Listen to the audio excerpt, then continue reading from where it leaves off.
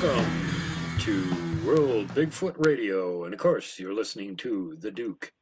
And with me today, I have something a little bit out of the ordinary. We're usually dealing with the big, giant, furry guys that leave the huge, enormous tracks and stinky smell and scare people. And but they're not the only cryptids out there. There's other things out there too, and some of them can be even scarier, and not because they're big, but because they're little. And sometimes I like to refer to these guys as microfoot. They can be called little people. The interesting thing about these guys is there's legends from them all over the world too. Every culture, every continent. There's legends from the locals that, yeah, there were little people here, and they have all these interesting attributes. And every area they've got a different name for them, and they give them a little bit slightly different things that they maybe can do and whatnot. But there's a lot of things that are similar there too. And with Bigfoot, you always have the naysayers and the skeptics saying, "Well, there's no such thing as Bigfoot. Nobody's ever found a skeleton." Well, nobody's ever found a gorilla skeleton either, but that didn't stop them from existing. But on the other hand, we have found little people skeletons. We have the Hobbit skeleton, the Homo florenziensis from the Isle of Flores. And if they were on that one little island, then apparently they found more skeletons of them elsewhere recently here. What's to have stopped them from going all over the place everywhere else? And, from what I can figure out, it sounds like their relatives, at the very least, probably did go all over the place everywhere else. So tonight's show, I'm really happy. We've got somebody on here whose family has had experience with the locals in their area, which is Wyoming and Montana. And I am very, very fortunate, like I said, to have somebody who's actually had a background with these things. And for the purposes of the show, we're going to refer to them as Pedro, which is a reference to the Pedro Mountains mummy, which was discovered in the 1930s, all 18 inches tall of them. And that's the same little guys that we're talking about here. So when we say Pedro, that's who we're talking about. And now that we got that definition out of the way, I'd like to bring on our guest for this show, who I'm super pleased I finally managed to get on the show, and really looking forward to talking about this. Sue, welcome aboard. Yes, I'm glad to be here to tell my story. Now, these stories actually go back a long ways, but the first time you heard them, you were just a little kid yourself. You were like, what, 5 years old? Yes, I was 5 years old, and it was regarding um, my grandma. It was regarding um, my grandma's father, which is my great grandma's dad, and he was a native that from our original homelands, and he interacted with these Pedro, and and then later on, we've seen them time to time in each generation, but it's in our, where we family lands are. But we prefer not to see them. We don't consider them. We consider them to be bad omens if we see them. We think that something terrible or sickness or something might happen to us if we happen to see them. Or even if we don't see them, but we know that it's them that, have interacted with us. And so we're pretty cautious about even mentioning uh, too many things about it. And we prefer not to be asked too much. It's interesting. And Part of my background is from the Irish, and they have the legends of the same things, the little people, the wee folk, as they call them, and they got the fairies, and probably the one that you've heard about that's pretty famous here in the U.S., but not so much over there, actually, is leprechauns. And leprechauns are about the same size, and they've got the same kind of sort of weird thing that follows them around as being like malicious, malevolent little spirits. If they're around, it generally means something bad's going to happen. You shouldn't really trust them. They're dangerous. And, it's just odd that here they are on the other side of the ocean. They're about the same size, and they have the same size attributed to them. yes, and what they look like, they're probably about, uh, maybe about uh, 1 to 2 feet, maybe even 3 feet. They're about as big as a toddler, I guess. Um, and they're also very strong.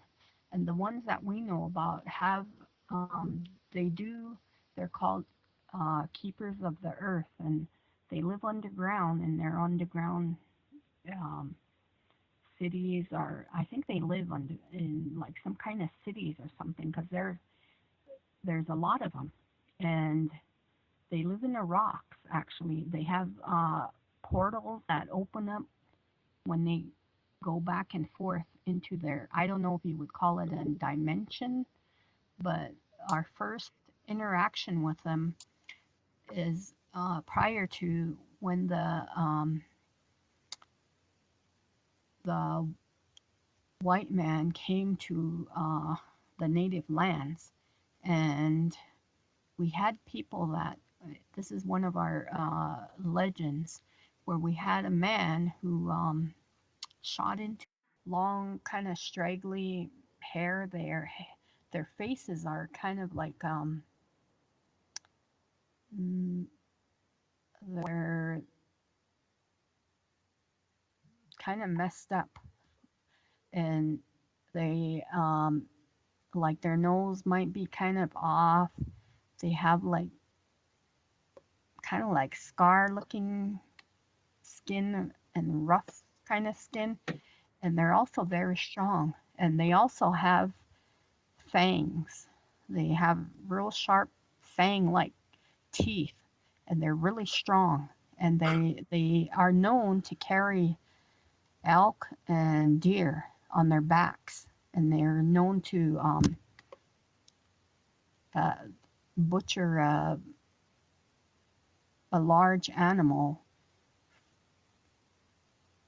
fast. Their teeth and their strength, and this is how our my family history rec- um, experience those characteristics of these of Pedro, because my great grandfather, who used to live out in the mountains by himself, watching our So now, at the point where you had actually first found out about these things, you were just a little kid. You were 5 years old, and they weren't telling you this story to like scare you to bed or something. You were overhearing a conversation that you shouldn't have been listening to, maybe. yes, I was actually laying on the couch, and the adults were in the kitchen, and the couch isn't really that far from the kitchen table, and I was supposedly going to sleep, but I just laid there and closed my eyes and was listening to their conversation. And I remember the adults started talking those about Pedro, and how we had visitors that evening, and while they were you know sitting around the kitchen table drinking coffee and eating treats and stuff. Um, I was laying on the couch listening to them, and uh, my grandma and my grandfather were discussing. Oh, one the visitors that were there wanted to hear some stories about Pedro and what they knew about it. And so my grandfather, not my great grandfather that interacted with them, but the grandfather, that was his father-in-law, and he started talking about how he interacted with them, and he said that his father-in-law was in a cabin out in the mountains, and he was kind of surrounded by canyons, and there was one way in there, and he stayed there year round during the winter and everything. And the only way he could come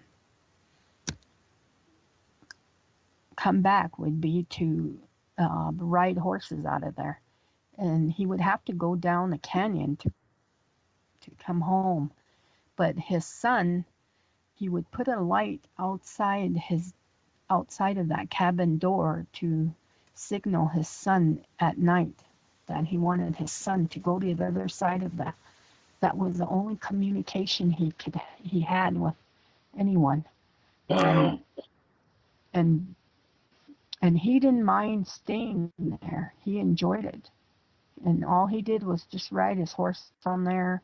He might kill a deer. And one evening he came back from riding, and he got done eating, and then he um, he took a lot of canned goods because he didn't have a refrigerator, and so he opened a can of peaches, and he had some coffee, made some coffee, and he sat outside of that little cabin on a chair, and he started eating some of that the peaches and drinking his coffee, and then he used to roll his own cigarettes. And he rolled his own cigarette, and he had a can there and some kind of like papers and stuff, how the old fashioned way, I guess. Mm-hmm. And he was doing that. He ate some of his. He left. He put that can down, kind of by his feet, and then he started messing around with his cigarette, or rolling his cigarette, or tobacco, and then he noticed something on a corner of his eye standing there watching him. And then he thought, oh, it must be one of those, um, like a smaller animal, maybe a raccoon or something. He turned around and looked at it, and it was Pedro. He looked at that can of peaches and wanted it. And so my grandpa gave him that can, and he ate the whole thing in a matter of seconds. He like inhaled that food, and my grandpa was watching him chewing those peaches, and he noticed he had fangs, and that kind of creeped him out. But he didn't want to do anything to get that thing riled up or anything, because we already have our legends about them. And so he talked to him Did in they the mention old when they were telling language, the story about how and tall this little which guy isn't the was? same as that we talk now. It's an Okay. older language. And somehow Pedro let him know that he had to leave now, and that he'll be back. And he wanted some more of that sweet stuff. And so my grandpa said that he had several cans of that stuff. So he said yes.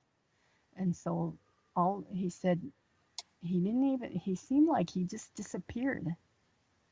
And then he got up and went around that corner to look around, and he didn't see him or anything. He went So around he didn't behind. like actually run off or anything. He just more or less He just like kind of went. vanished. I guess he just left fast, like, Okay. So he did like and take off fast, boom, gone. yeah, fast.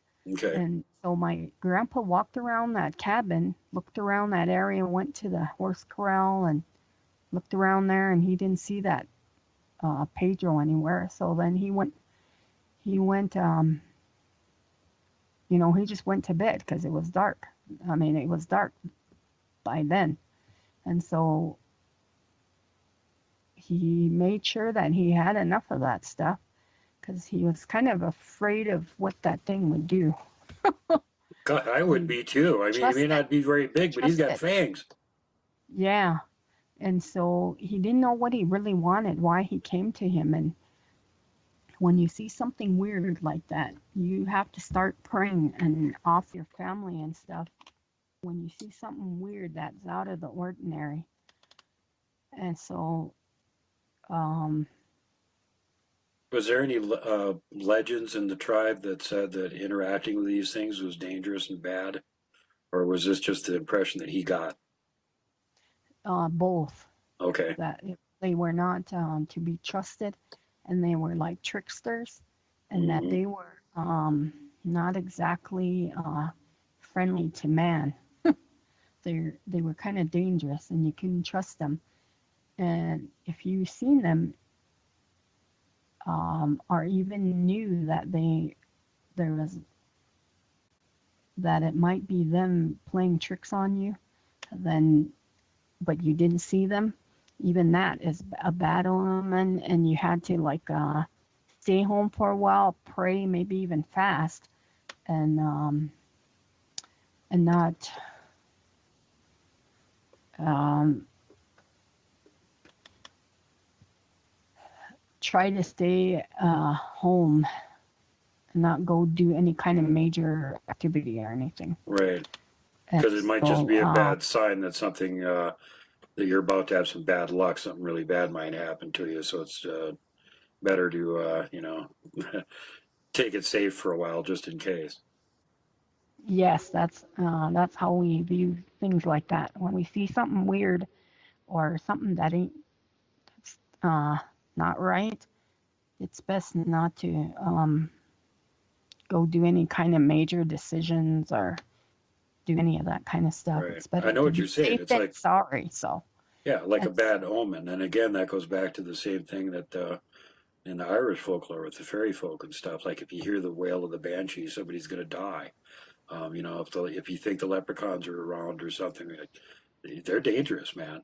I mean, we've got this cute cuddly thing with leprechauns that we think, no, no, no, no, that's not what the original legends were like with these little guys. People didn't want them around. They were surly and nasty and foul-tempered and not to be trusted. So it sounds yeah, really similar to the description of what you're given here. yeah, they just don't dress the same. Hmm. They, Yeah, local clothes are different. Other than that, they're probably the same critter, yeah, right? I think so.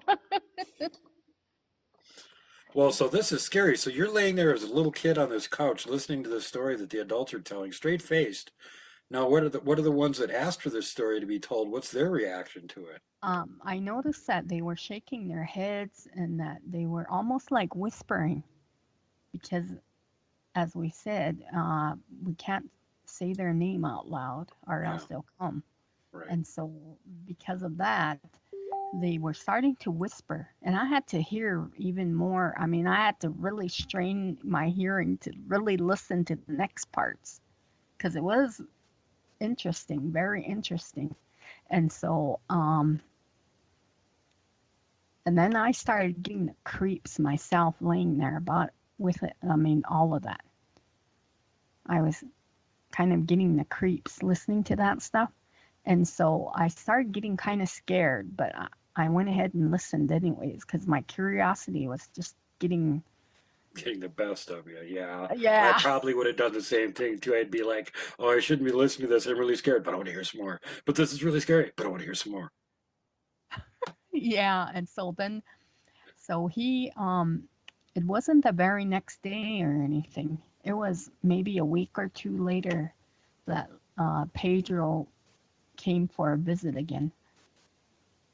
And this time he brought his friend. Oh God. There was a second Pedro there, and he looked basically the same. He looked the same. They both had ugly faces with fangs, and and the his friend wanted a taste of that the peaches, canned peaches, and so then he went in and got made got some out and fixed it for them, and that one wanted another can, and so he got out 2 cans, I think, and then his can of tobacco was right there by his feet. Was sitting there. That was kind of his usual habit, was to smoke his homemade cigarettes, I guess, drink his coffee, and kind of relax there before he went to bed. Because he had to and then he would sit there and turn on his lanterns, the gas lanterns, Mm-hmm. and and he would sit there and just relax and look out into the valley and just look around. And it was usually pretty quiet. And I'm pretty sure he didn't have a dog or anything like that. And because um, so if there was like a bear or something like that, it was usually his horse that let him know something was out there, maybe even lions or something. So he usually had his gun, right there just in case something like that came around. So he was, you know, able to defend himself if he had to. And so, Did the horse react to the Pedros when they came around ever? Did he say anything about that that? part, no, I don't remember that. That'd be He interesting if they might would have, have mentioned that. because the horses can see those things. Right. That's why I was just curious if he didn't have a dog Might, around there. If he had a horse, the horse might have been aware that they were around too. yeah. And the dog or that horse might have knew they were around and started getting used to them. Yeah. And so anyway, that can of tobacco was right there by his feet, and that he set those 2 cans down too, kind of near it. And so the second Pedro grabbed that can of tobacco and swallowed some of it, and Oh, almost choked on it, and oh started God. and gasping and everything. And my grandpa had to hit him on the back a couple times, and then he started like almost throwing up or something, and then he grabbed his coffee and drank that real quick. And then they both took off real fast. It seemed like they just kind of like turn and run or something so fast that he's kind of like amused at how quick they were. Mm-hmm. They didn't come back for a while because of that, what that other second one did. And then later and then this had to have been in the fall.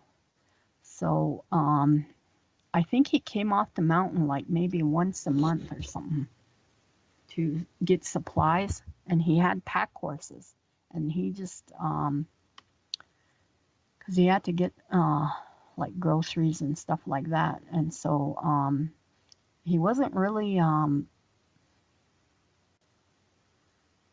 didn't really need meat too much because he just killed the deer and maybe Right.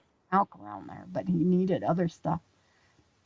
So then he left and came back, and then the winter came, and it started snowing, and it was like a blizzard, and it's way severe in the mountains. And Uh-huh.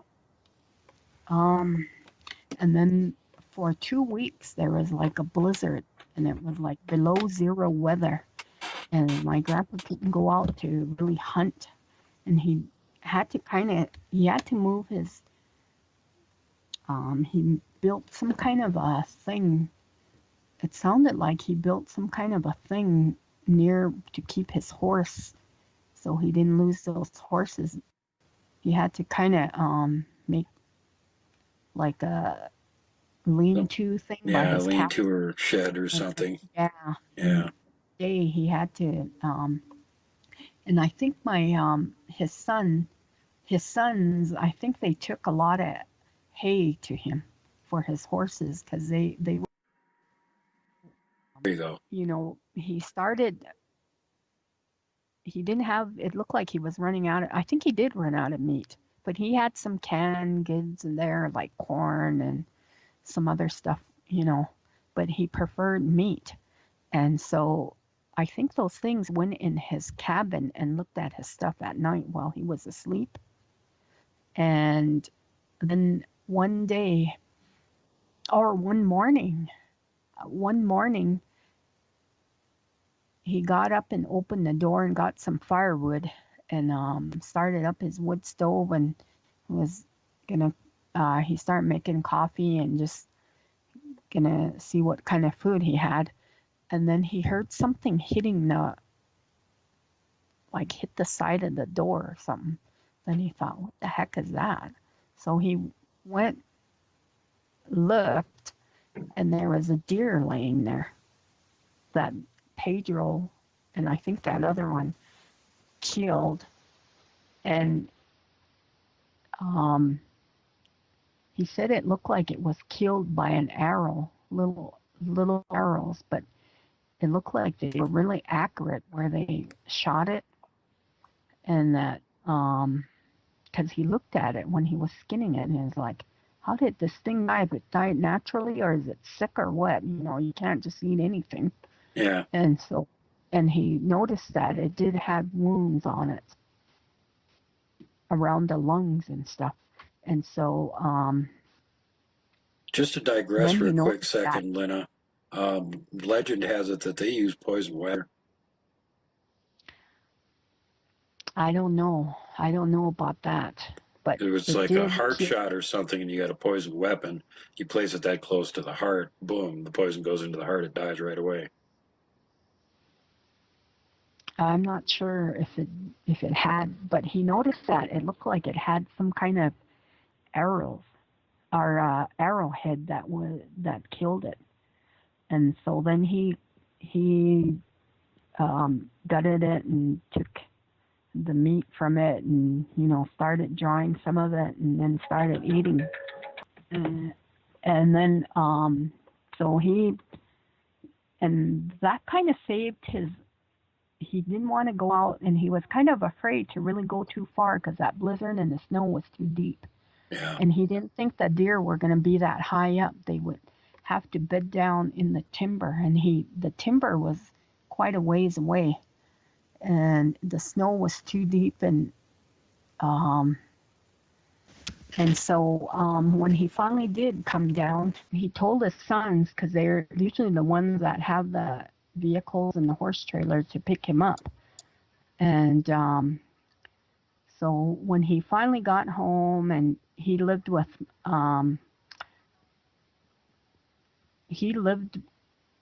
me and my grandma and my grandpa and my aunt. And so, but his sons were the ones that helped him with his horses and stuff. And that's why they were talking about some of that stuff, that he might have died at that. He might have already died then, but I remember him because I lived with him maybe five until I was maybe 5, and so it seemed like he might have passed away, and then that they were kind of mentioning him and what he's seen in his lifetime, and so they started talking about that story, and then he told his sons and my grandma, and so all they were kind of afraid. They started getting afraid, and they started making preparations for like prayer and having things that we normally do for that in our culture, and Right. so um, and they kind of didn't want him to go back up there because I don't blame him. about 70 some years old, or maybe even older, because I want to say he might have been born in the 1870s or something, 1880s, somewhere around there. So this was like in the early 1950s when this happened? Yeah, and so he had to been, his kids were adults with kids of their own. Right. And I was a great grandkid. And And so, a and I itty had bitty one, but that were yeah. older than me. Yeah. So, and so, because of that, they didn't really want him to go back up there from what he'd seen there. And so, and I think they talked him into not going back up there. But um, and I Was think that he did quit that job, and they hired some other people that were younger than him to take over that job. And I don't know if anything happened with them or anything, but I remember I remember one time when I was a little girl, I had to have been about 4, and we went to that canyon where you can see that cabin from the canyon. Have to go to the rim to see it, but I remember he had a car and he would drive his car to the edge of the canyon, walk down, I don't know how many miles. It's like maybe a mile down or something. It was a long ways walking down, and he would go. So I don't know if they interacted with him there, but they seemed to know him, and he wasn't. To me, it seemed like he wasn't really afraid of them anymore after they brought that deer to him. I think saved he him during the wanted, blizzard? Yeah. yeah, and I think he might have wanted to interact with them because they knew that language he spoke. No, there wasn't too many elders that spoke that language, but there was a couple of words that he could not understand, meaning that those things lived a long time or something. Oh, Mhm. oh, oh, I forgot that part where they came back when that other one came back before the little accident happened. Right. That other one grabbed that tobacco. He started trying to communicate with them by doing sign language, using older words, and then he asked them where they lived, and he said, "Do you want us to show you?" And he shook his head, "Yes." And he said, "Follow us then." And then he followed them to some rocks that were further. I don't know, maybe it wasn't right there near the cabin. It was on the edge of the canyon, and he had to walk a ways to get to there. He followed them, and there was a canyon there, and he said that's the way to go in to our village, meaning that there was more of them down there, and it was to him it sounded like the way they described it was that it was a like a city like place. And he said, "Can I go in and look?" And they said, "If you go with us, if we take you, you can't come back ever." But they gave him a choice to stay or go, meaning he would have to die. Mm-hmm. And he would go down there into that place. And There's pretty much the identical legend of the fairy folk over in Europe. If they take you into one of their little mounds or their barrows to go visit them, generally you never come back again. If you're so lucky that they release you, it's usually a year. yeah, I to me it seemed like they didn't the way it sounded. Oh, and then he said, no, I have family. I have to stay here for my family. I don't want to do that to them. And they said, okay, then go back to your cabin. We won't come back anymore, or something like that. We Huh. won't bother you, or something. They had some kind of weird agreement. And I think the reason why he would go down to that canyon to fish is just in case they did interact with him again. He must have had a curiosity about him, like he wanted to know more about him or about Oh, them. yeah, I could actually see that if you could communicate with them a little bit, it would make it like really hard to not be curious about it and want to find out more Yeah, about them. So now this is the few words that he could understand that they were speaking. This was in your native language, but like an older version of it? yeah, like an ancient language. And only he could understand some of it, but not all of it. And they did talk, but they had kind of like a growl. He said there it was kind of like a gravelly sound. It wasn't clear like how you and I talk. Hmm. It was like somebody who had a strep throat or a sore throat, and you know how they can't talk or they're sick. Right. They He said that's how they talk, and it was kind of hard to understand. Or that maybe they just habitually gargle with handfuls of gravel, Who knows?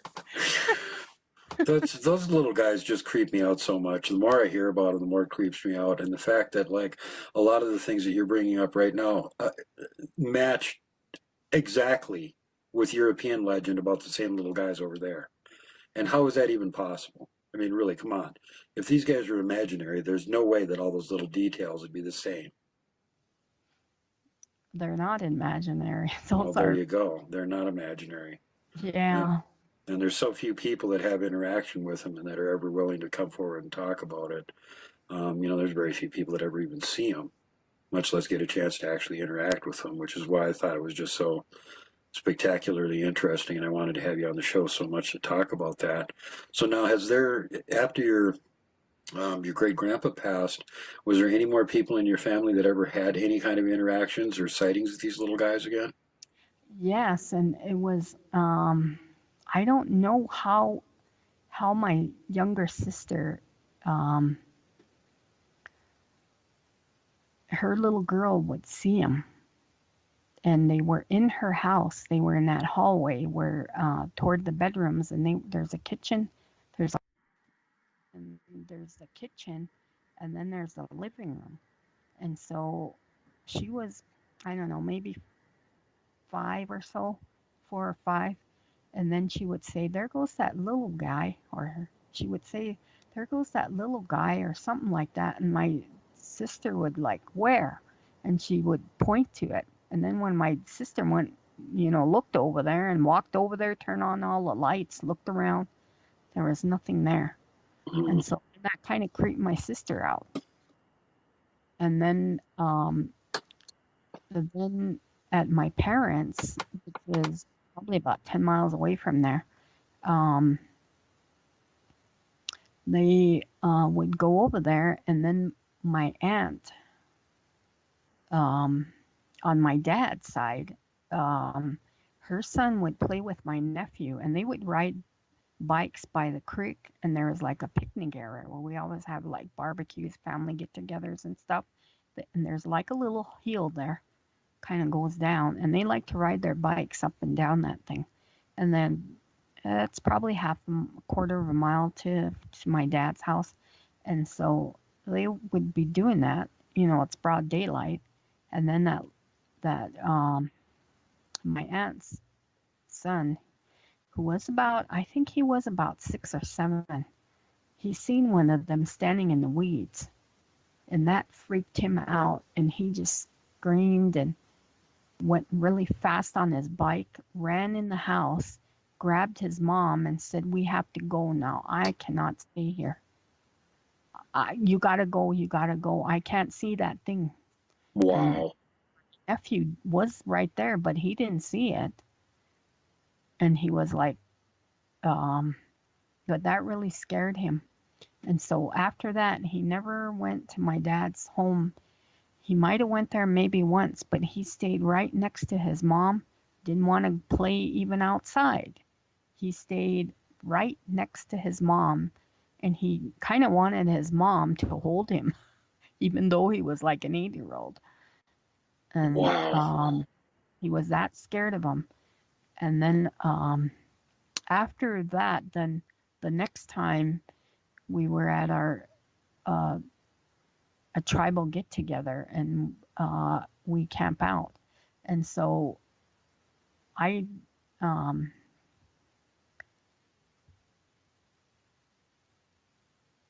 when was it? Oh, I wasn't there because I had to work, so I couldn't go to it until I only go during the weekend. But my sister could go there because she lived nearby.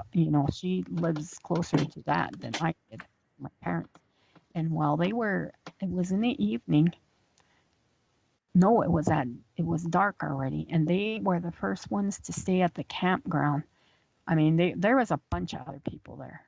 There was like maybe 500 people camped there.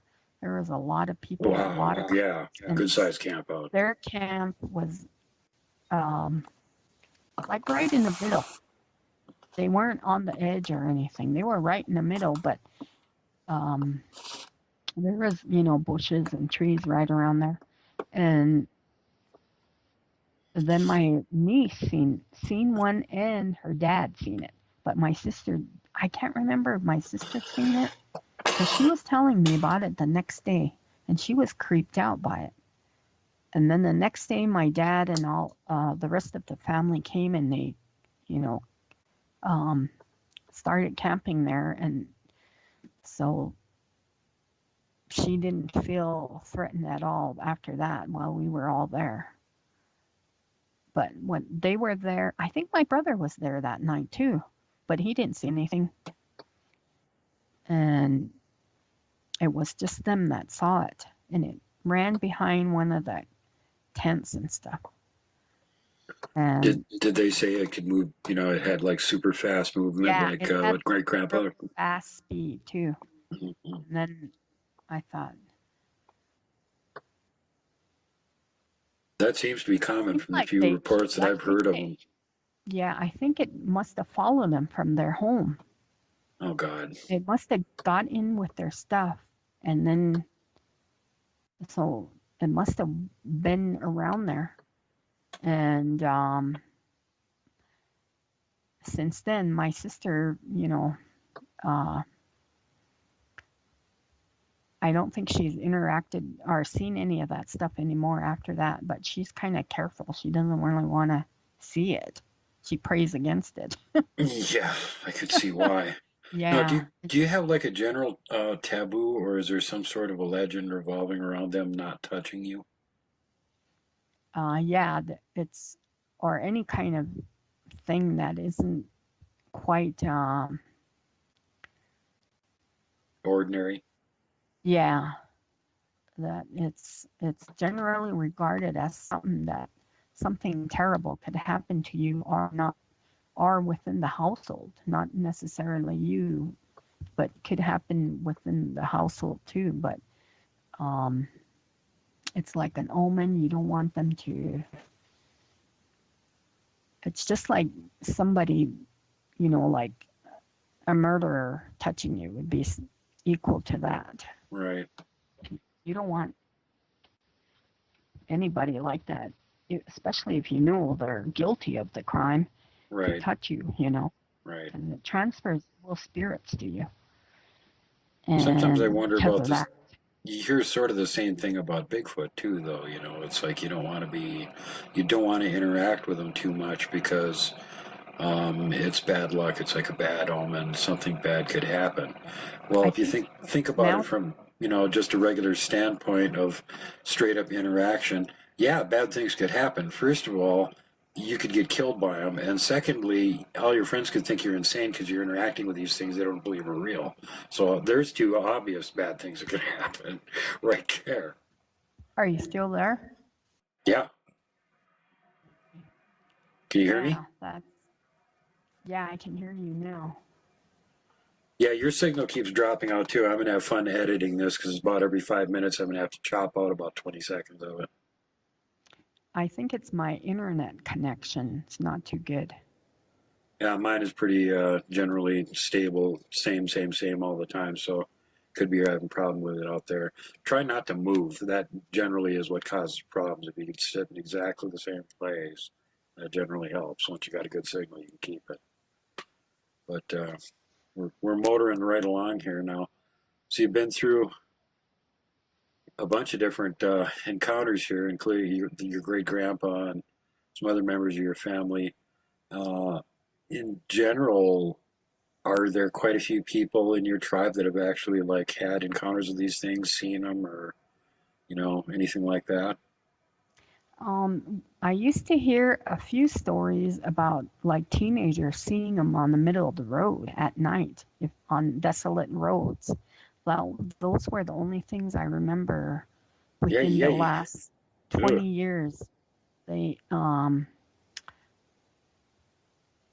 some of them happened right around here where I lived, and then some in where these teenagers would, go out to party at some desolate spot. And there's a group of them, and they're acting real good, and then suddenly they see one of those things, and they freak out, and they call the cops. Yeah.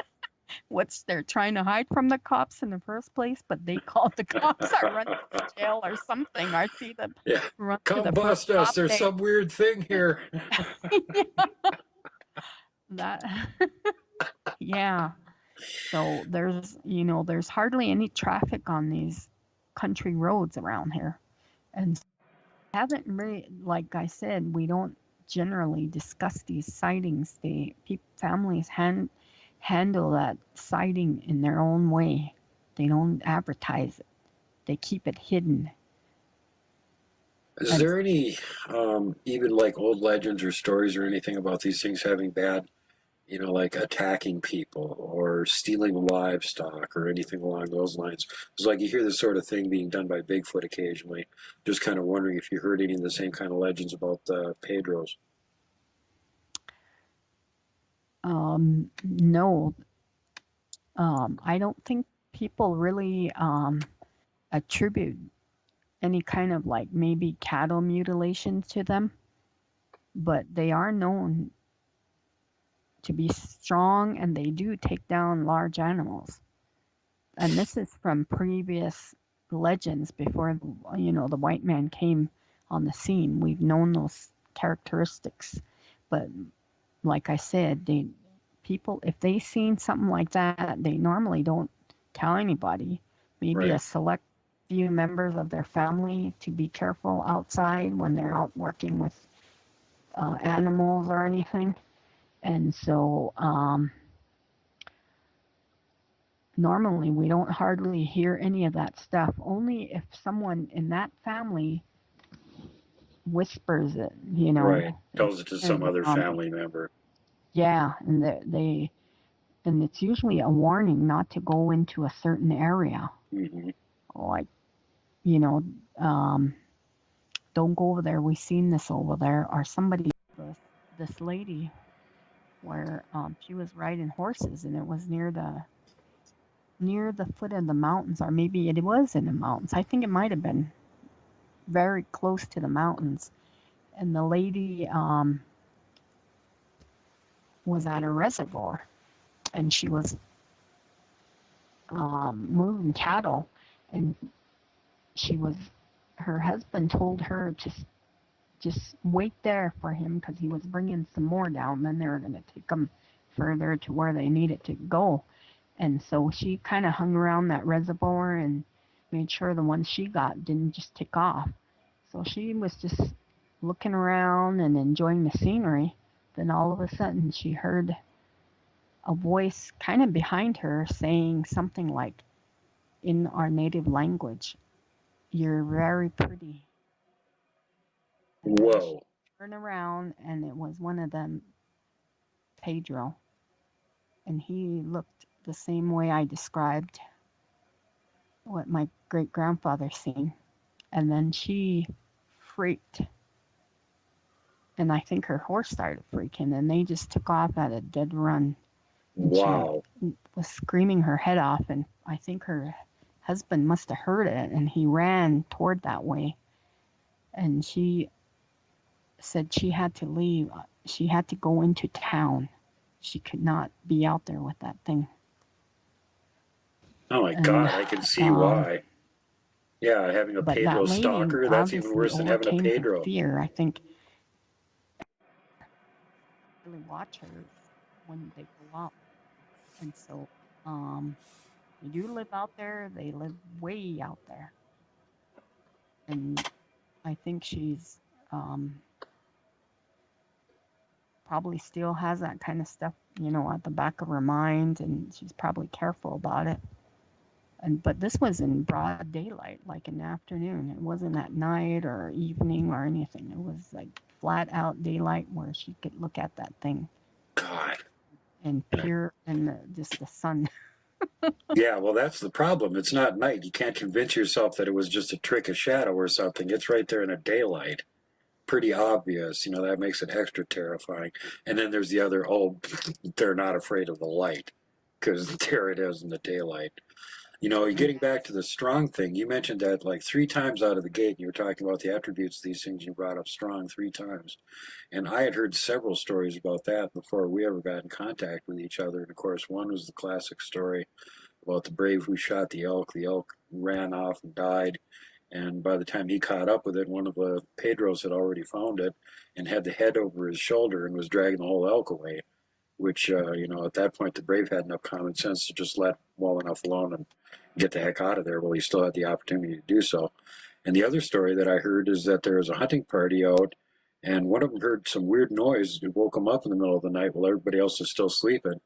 He got up to go see what it was, and not too far away, there was an argument going on between a Bigfoot and a Pedro over some animal they had killed. And that apparently the Pedro won the argument and got to keep the animal. Bigfoot lost. Yeah, no kidding. That one really scared me. It's like, okay, Bigfoot backs down to Pedro's. That's like a grizzly running from a wolverine, kind of thing. Mm-hmm. Like now you know what the pecking order is. Yeah, and if there's like about 100 of them attacking one like a Bigfoot, they could. Yeah, I mean, even as strong as Bigfoot is, if one of these little guys could pick up an elk, my God, a couple of them could probably pretty well beat the snot out of Bigfoot. Yeah, I think so. And they do live in the same areas. Yeah. So they have some kind of pecking order there. Yep. And that's an interesting thing to me. When I moved out to this area where I had come from, the areas I had lived in previously didn't have much in the way of legends about the little people. And when I got out here, I started noticing that not only were there the stories around, but that they were in almost exactly the same places where Bigfoot was supposed to be. And in some places, there was like a triple threat thing going on. There was like abandoned mines or ghost towns that were also getting Bigfoot sightings, that were also getting sightings of Pedros. So, some of these make some of these places really undesirable as tourist attractions. Let's just put it that way. Unless you're there to go see monsters, you're not going to want to go there at all.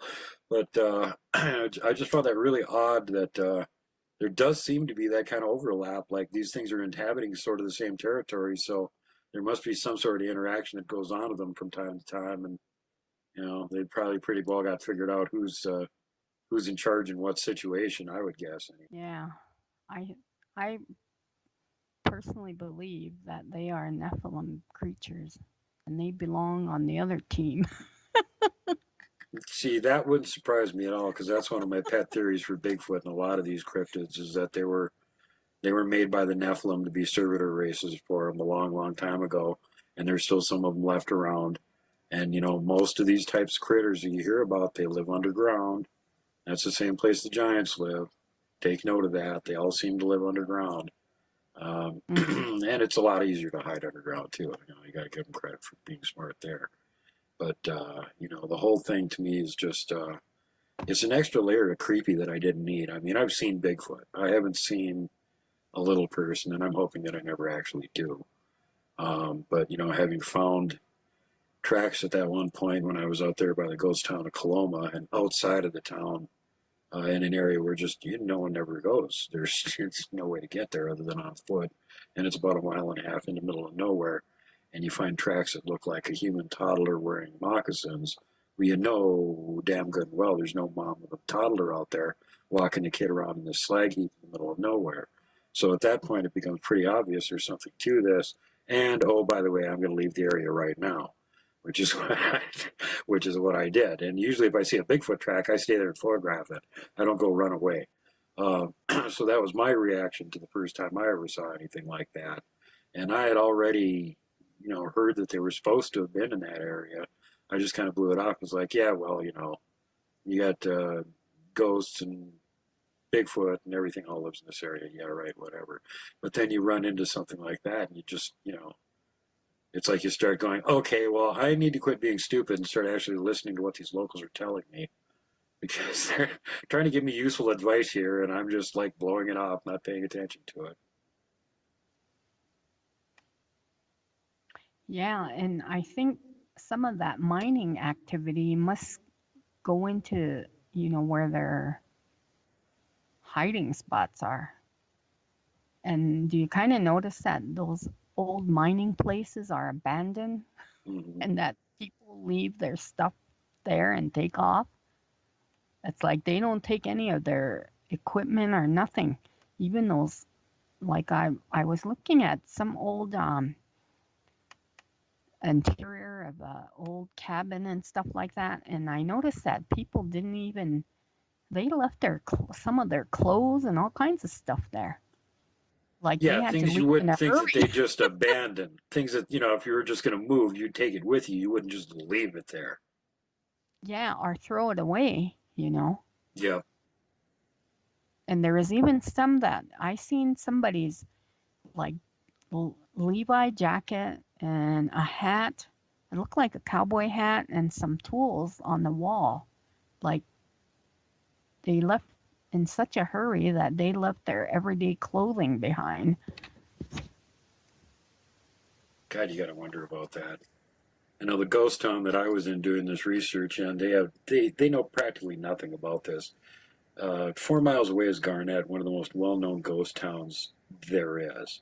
It's well kept up by the Park Service. They know everybody that lived there, how many years they lived there, when they moved there, when they left, who founded the town, when the town pretty much ended, exactly how many ounces of gold they pulled out of the ground, da da da da da, down to the last detail. Okay, 4 miles away from there, on the same stagecoach line, is Coloma, about which they know nothing. They don't know who founded it. They don't know when it was founded. They don't know when the town was officially abandoned. They're not sure about pretty much anything about the town. They have a rough idea of how many buildings were there at some point.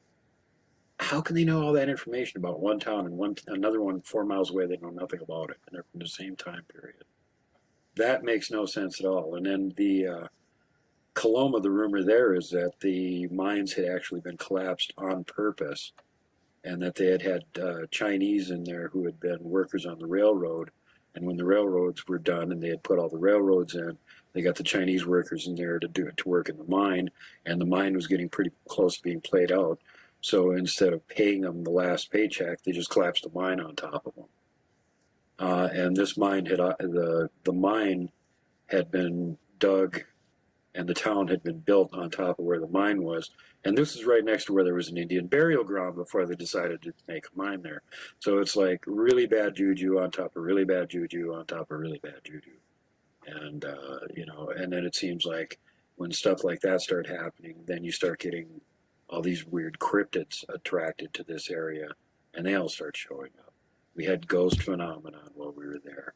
We definitely had Bigfoot phenomenon. And, so it's just like this is, I don't know if it's too much tragedy opens a portal, or if, there's just like something that attracts them to these areas. It seems like you see a lot of Bigfoot sightings out of old abandoned towns, old abandoned buildings, old abandoned farms with barns, graveyards even. What does attract a Bigfoot to a graveyard? But they will quite often see sightings of somebody just driving by on the road and there's a graveyard and, oh, there's a Bigfoot standing in it. So what is that all about? So there's things about these things that we definitely don't know. And I think the more information that we can get on them without offending them and making them come and yell at us, the better. The better for all concerned. Is there anything else that you wanted to add before we get going here?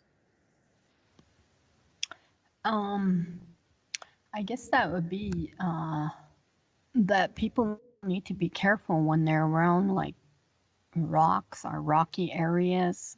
Um, you don't want to, you know, um, have one of these things follow you home. And they're also, I want to say they revealed themselves to kids, younger kids, and that there should be a warning about that stuff. These people that go, tourists mainly, they just let their kids run all over the place, and Yeah. they don't watch them. Have you listened to very much of the missing 411 stuff that Dave Pilates has done? Done a lot of interviews and stuff. I have, yeah, I have all the books. Okay. Um, I've So, read all, pretty so much you know most the of three the number one spots where people go missing from. One is big areas with rock slides and stuff like that, and that's what you're just referencing right there. The second one would be swamps, and the third one would be berry patches. So, given that there isn't really a food source other than digging prairie prairie dogs or woodchucks or marmots or something out of holes in between the rocks, there isn't really a ready food source in these big rock fields, and you not only hear about the little people being connected to them, the Pedros, but you also hear connections for some of the more aggressive and nasty varieties of Bigfoot being attracted and somehow frequenting these areas, and that goes to legend all the way up into Alaska where they talk about that sort of thing. And it just makes me wonder what the whole weird attraction for these big, rocky fields are, talus slopes and rock slides and things like that. What attracts them to them, and how many of the people that have disappeared in these locations may have actually fallen prey to the Pedros. Yeah, and actually in that book, the 411, the Western version, we have um, we have a couple of our tribal members listed in there.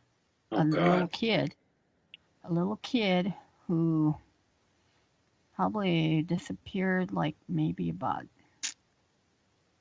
40 miles from where I live, and then the other one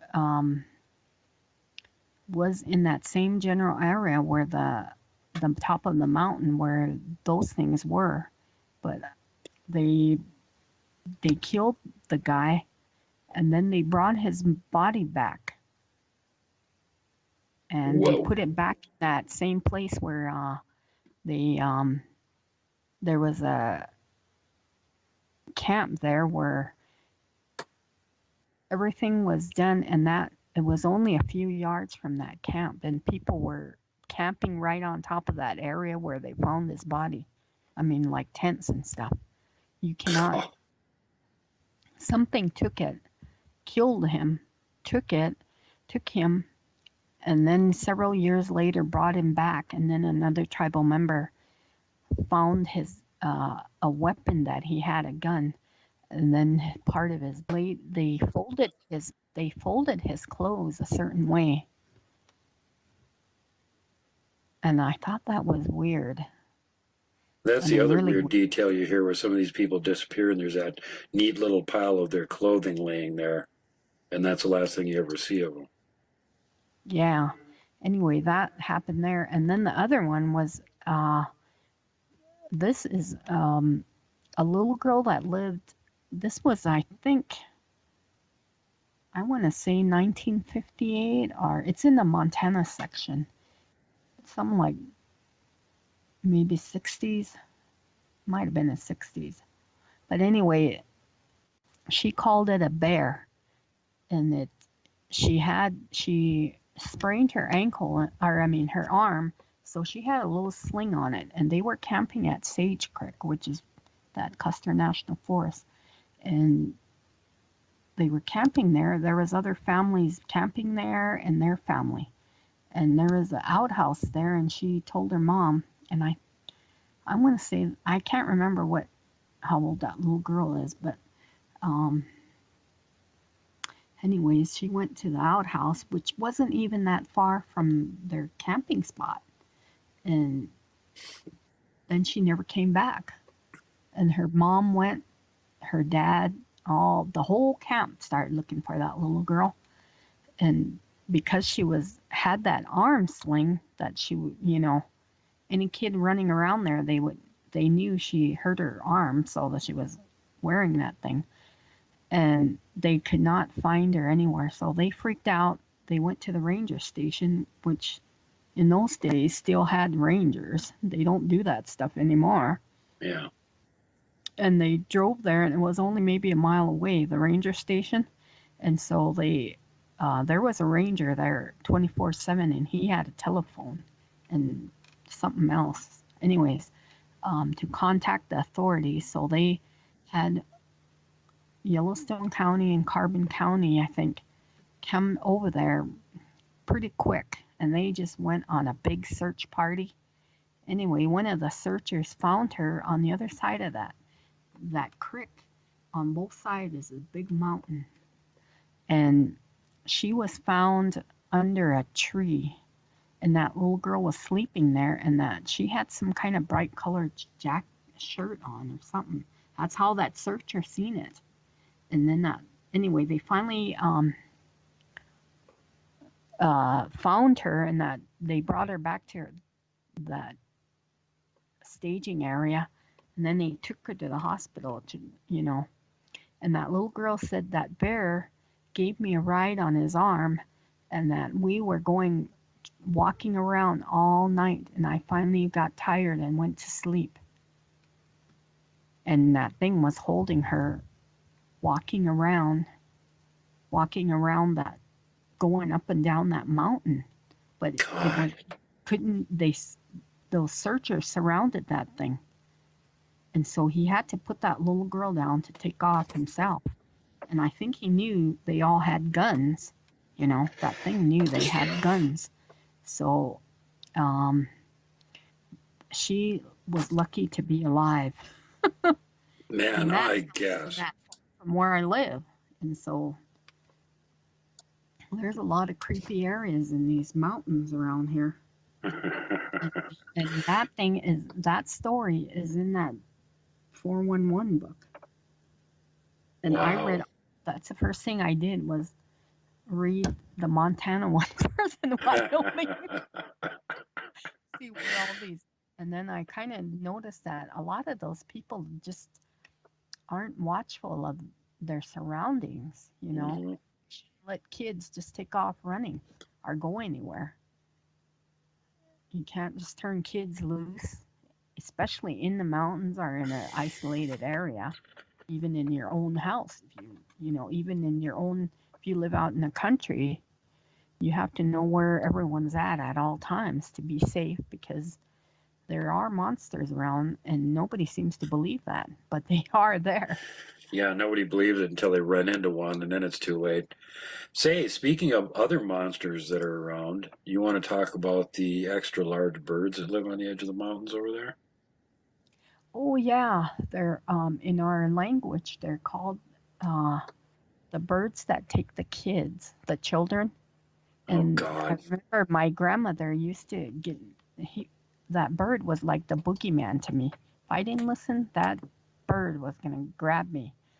And so she would make me be real quiet, because she said they can hear you, especially crying babies and stuff, crying kids, pouting kids.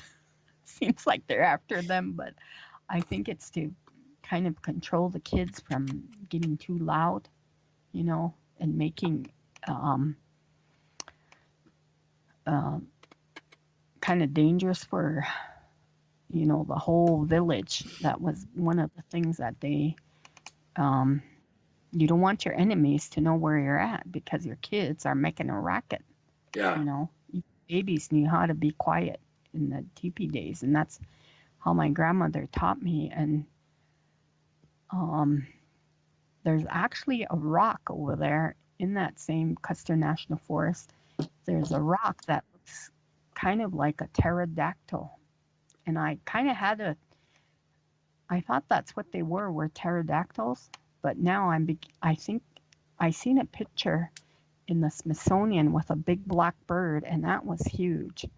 And then I seen, I think it was Unsolved Mysteries on TV, and I seen a little white kid. I think it was in Pennsylvania or Ohio. I can't remember, but one of those two states. They were two little boys playing outside in broad daylight, and a great big blackbird grabbed that one kid by the shoulders and was dragging him off, flying off with him. That little boy screamed for that kid's mom, and that kid's mom ran out and beat the heck out of it with a broom or something, some kind of stick, and it dropped her son. But that thing took off, and they've never ever had any. And then I thought, hey, that's what my grandmother was talking about, and that they roost in those cliffs, and that they do come out at night. I know that. And my daughter has seen one in broad daylight flying, and then my cousin's kids seen one flying in broad daylight too. They're like, look at how big that bird is. And I think my son said they seen one, but it was starting to get dark when they seen it, and they couldn't really tell how big it was, but it looked like a huge bird, like as big as a car. I know what you're talking about. That one Smithsonian bird, they actually got part of the skeleton of it and made a reconstruction of it. I believe it's called Teihiihan. It's sort of like a cross between an eagle and a condor, a gigantic, sort of square-looking wings. They're figuring sort of a blackish-looking bird. Mm-hmm. And it makes me wonder, first of all, if that's where the legend of the Thunderbird came from, if it was the Teihiihan that they were seeing, these extra huge sized birds. And a bird that big, I mean, out on the plains or around the mountains or something, it could ride thermals all day long.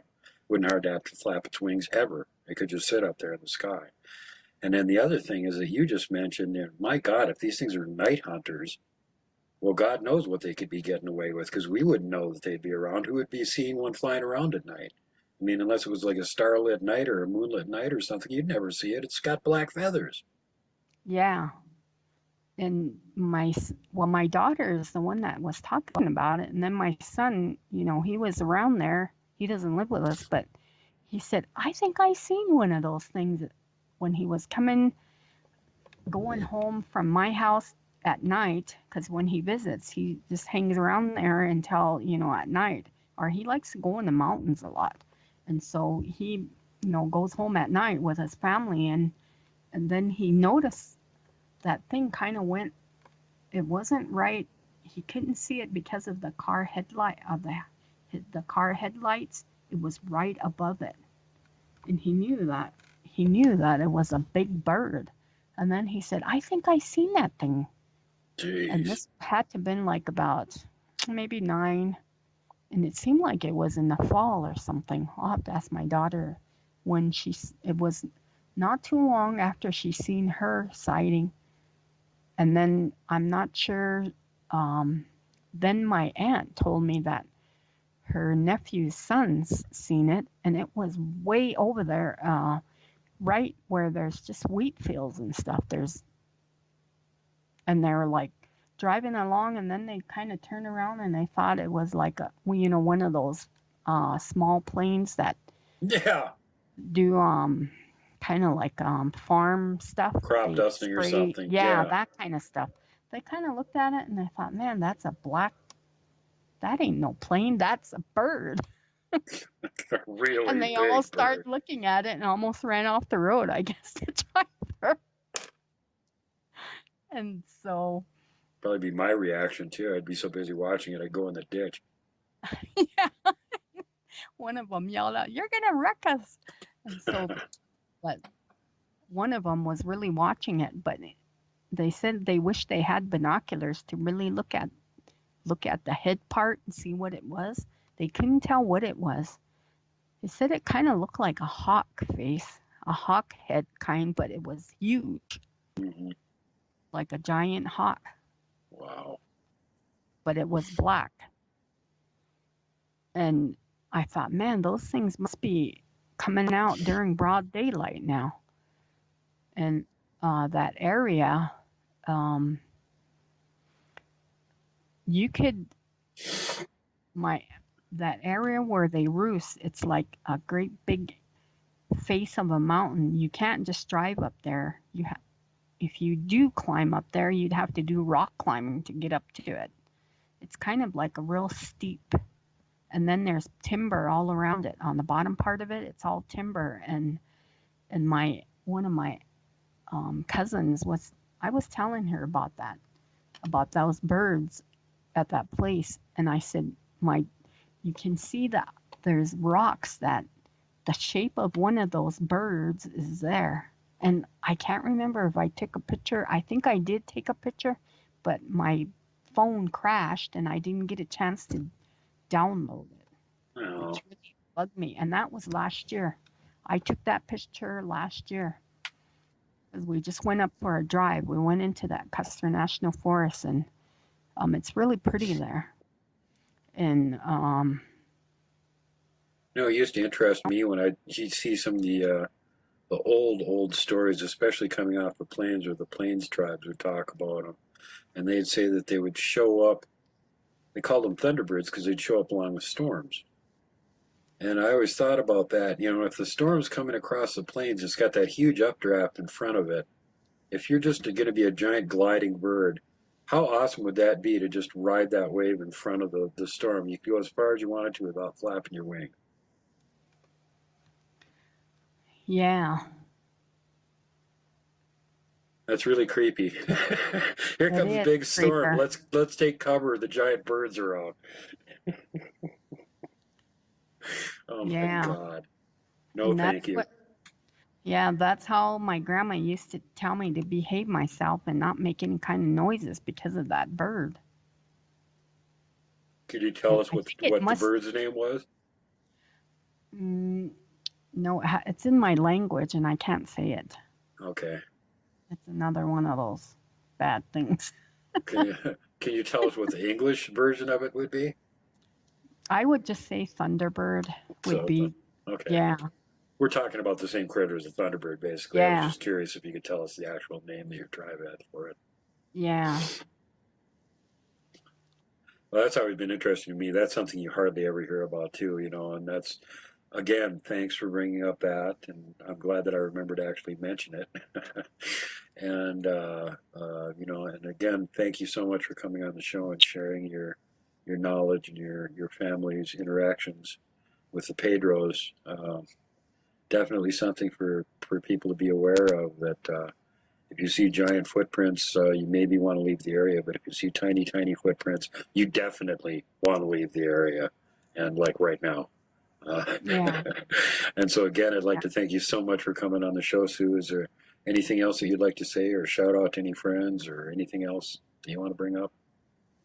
No, I'm giving this interview because I want to warn people that there's dangers out there and you need to watch yourself where you're out and about and watch your kids. Well, I totally agree with that. And as you probably know from listening to my shows, that's what I'm all about. I want to let people know that these things are real. They may not be common, but they do exist, and potentially you could run into one if you go in the wrong place at the wrong time. So better to know what it is that you might have to deal with, or better yet, how to avoid ever running into it and having to deal with it, which is the optimal situation. But that requires knowing about it, so you know where to not go and when not to be there, so you don't run into one. So it's super important to have people like Sue here that will come on and talk about these things, and give the sort of information that some of the people have actually managed to put together on these things, but are not usually willing to share with others. And so I really, really appreciate that from the bottom of my heart.